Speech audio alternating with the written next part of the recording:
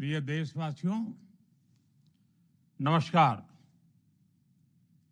हम सभी ने बीते दिनों में देश का सामर्थ्य और उसका संयम दोनों देखा है। मैं सबसे पहले भारत की पराक्रमी सेनाओं को, सशस्त्र बलों को, हमारी खुफिया एजेंसियों को, हमारे वैज्ञानिकों को, हर भारतवासी की तरफ से सैल्यूट करता हूं। हमारे वीर सैनिकों ने ऑपरेशन सिंदूर के लक्ष्यों की प्राप्ति के लिए असीम शौर्य का प्रदर्शन किया। मैं उनकी वीरता को, उनके साहस को, उनके पराक्रम को आज समर्पित करता हूं हमारे देश की हर माता को, देश की हर बहन को और देश की हर बेटी को ये पराक्रम समर्पित करता हूं।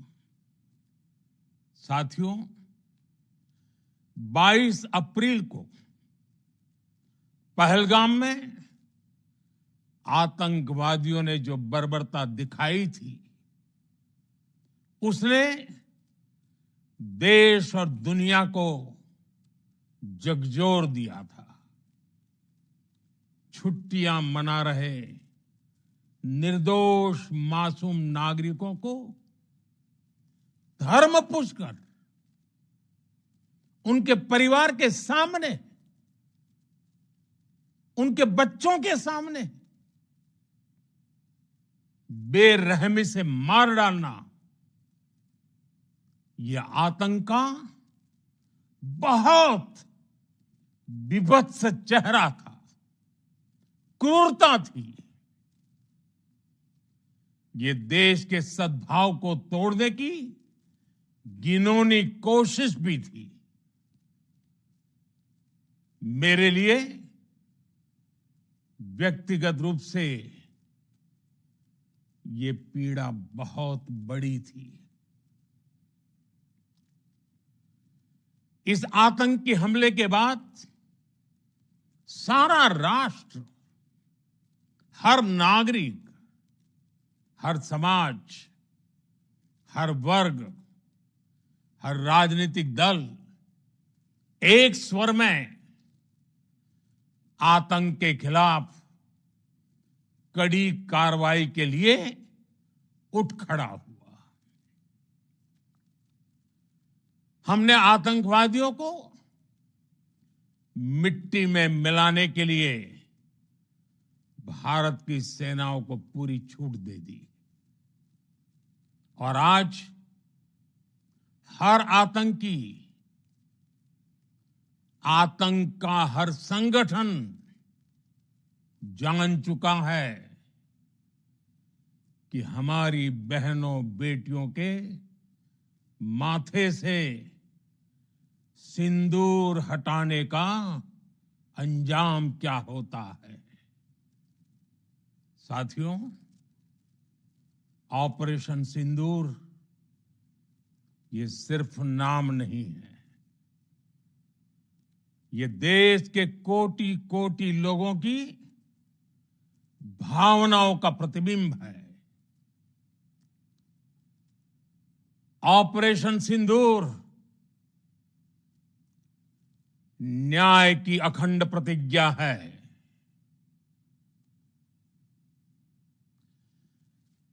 6 मई की देर रात, 7 मई की सुबह पूरी दुनिया ने इस प्रतिज्ञा को परिणाम में बदलते देखा है। भारत की सेनाओं ने पाकिस्तान में आतंक के ठिकानों पर, उनके ट्रेनिंग सेंटर्स पर सटीक प्रहार किया। आतंकियों ने सपने में भी नहीं सोचा था कि भारत इतना बड़ा फैसला ले सकता है। लेकिन जब देश एकजुट होता है, नेशन फर्स्ट की भावना से भरा होता है, राष्ट्र सर्वोपरि होता है, तो फौलादी फैसले लिए जाते हैं, परिणाम लाकर दिखाए जाते हैं। जब पाकिस्तान में आतंक के अड्डों पर भारत की मिसाइलों ने हमला बोला, भारत के ड्रोन्स ने हमला बोला, तो आतंकी संगठनों की इमारतें नहीं, बल्कि उनका हौसला भी थर्रा गया। बहावलपुर और मुरिद के जैसे आतंकी ठिकाने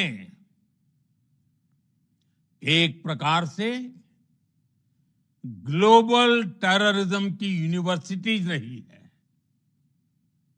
दुनिया में कहीं पर भी जो बड़े आतंकी हमले हुए हैं, चाहे 9/11 हो, चाहे लंदन ट्यूब बॉम्बिंग हो, या भारत में दशकों से जो बड़े बड़े आतंकी हमले हुए हैं, उन सब के तार कहीं ना कहीं आतंक के इन्हीं ठिकानों से जुड़ते रहे हैं। आतंकियों ने हमारी बहनों का सिंदूर उजाड़ा था, इसलिए भारत ने आतंक के ये हेडक्वार्टर्स उजाड़ दिए। भारत के इन हमलों में 100 से अधिक खूंखार आतंकवादियों को मौत के घाट उतारा गया है। आतंक के बहुत सारे आका बीते 2.5-3 दशकों से खुलेआम पाकिस्तान में घूम रहे थे, जो भारत के खिलाफ साजिशें करते थे। उन्हें भारत ने एक झटके में खत्म कर दिया। साथियों, भारत की इस कार्रवाई से पाकिस्तान घोर निराशा में गिर गया था, हताशा में गिर गया था, बौखला गया था। और इसी बौखलाहट में उसने एक और दुस्साहस किया। आतंक पर भारत की कार्रवाई का साथ देने के बजाय पाकिस्तान ने भारत पर ही हमला करना शुरू कर दिया। पाकिस्तान ने हमारे स्कूलों, कॉलेजों को, गुरुद्वारों को, मंदिरों को, सामान्य नागरिकों के घरों को निशाना बनाया। पाकिस्तान ने हमारे सैन्य ठिकानों को निशाना बनाया। लेकिन इसमें भी पाकिस्तान खुद बेनकाब हो गया। दुनिया ने देखा कि कैसे पाकिस्तान के ड्रोन्स, पाकिस्तान की मिसाइलें भारत के सामने तिनके की तरह बिखर गई। भारत के सशक्त एयर डिफेंस सिस्टम ने उन्हें आसमान में ही नष्ट कर दिया।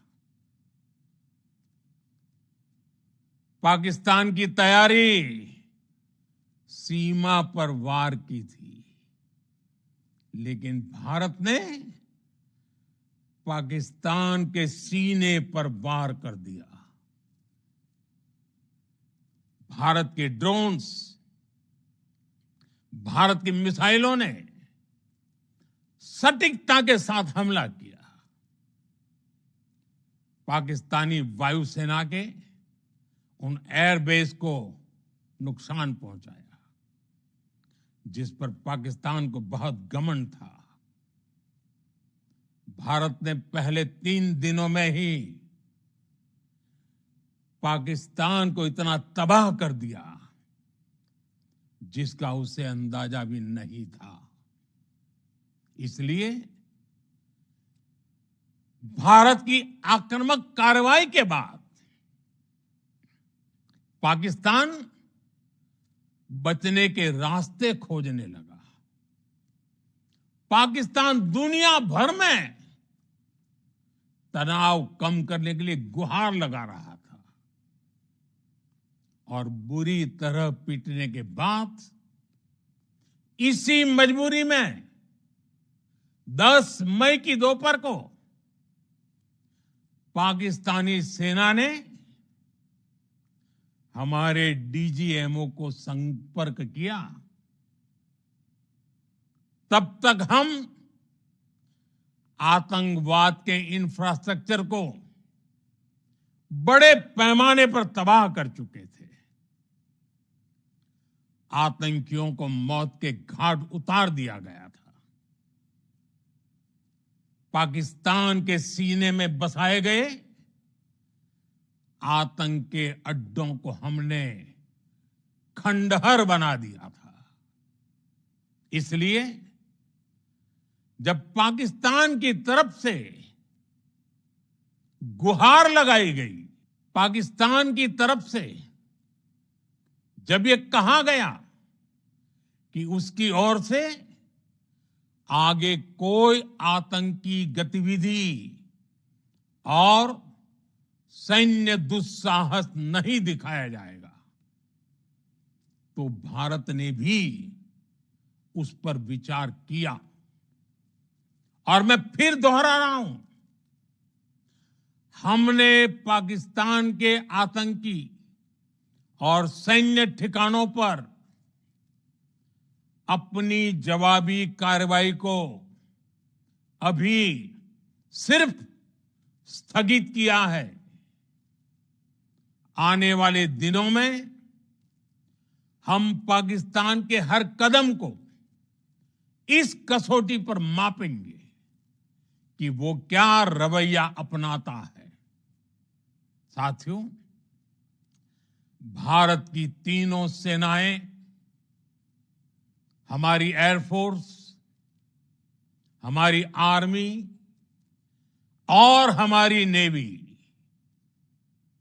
हमारी border security force BSF, Bharat के अर्धसैनिक बल लगातार अलर्ट पर है।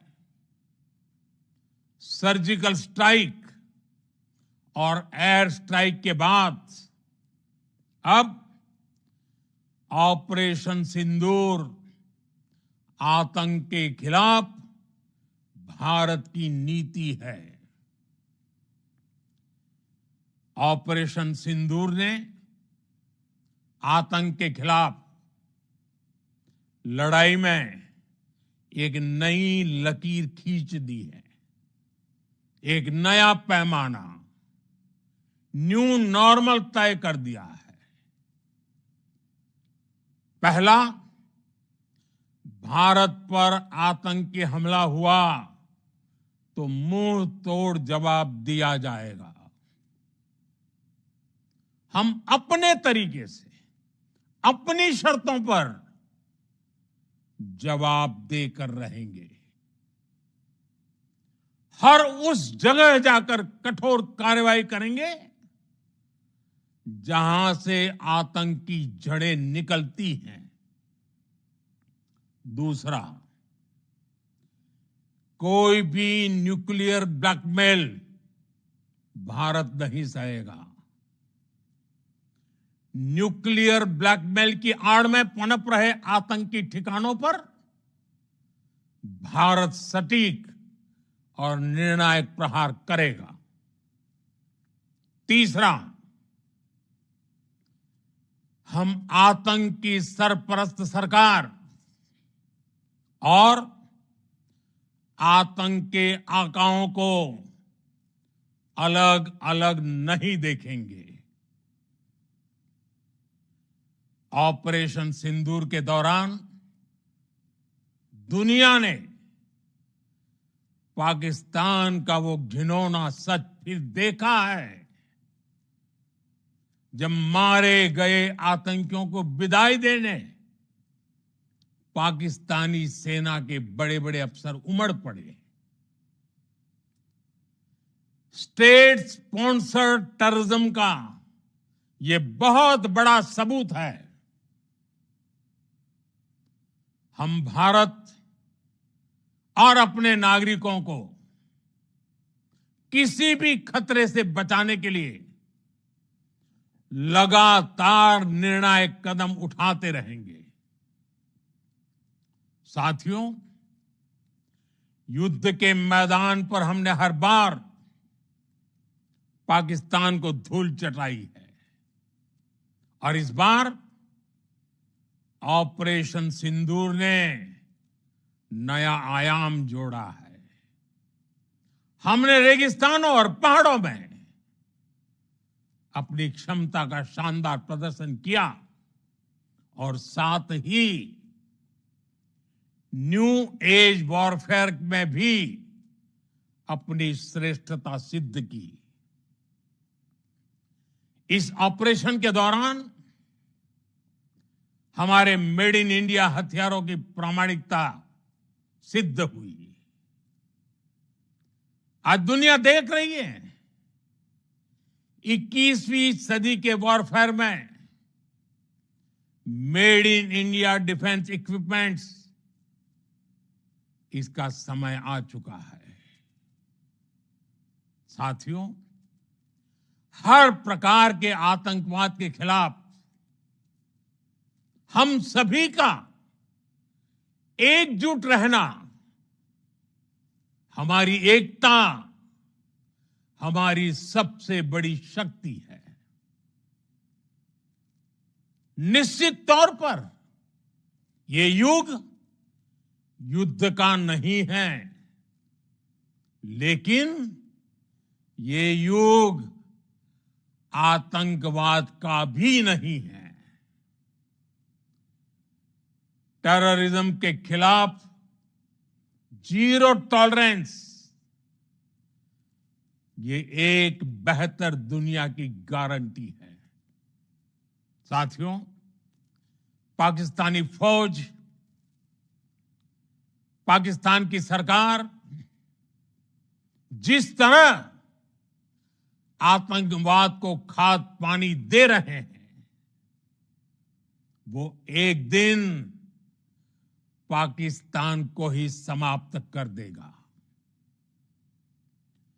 पाकिस्तान को अगर बचना है तो उसे अपने टेरर इंफ्रास्ट्रक्चर का सफाया करना ही होगा। इसके अलावा शांति का कोई रास्ता नहीं है। भारत का मत एकदम स्पष्ट है। टेरर और टॉक एक साथ नहीं हो सकते। टेरर और ट्रेड एक साथ नहीं चल सकते और पानी और खून भी एक साथ नहीं बह सकता। मैं आज विश्व समुदाय को भी कहूंगा, हमारी घोषित नीति रही है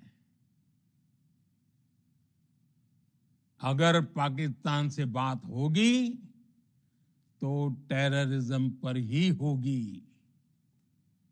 अगर पाकिस्तान से बात होगी तो पाक ऑक्युपाइड कश्मीर पीओके उस पर ही होगी। प्रिय देशवासियों, आज बुद्ध पूर्णिमा है। भगवान बुद्ध ने हमें शांति का रास्ता दिखाया है।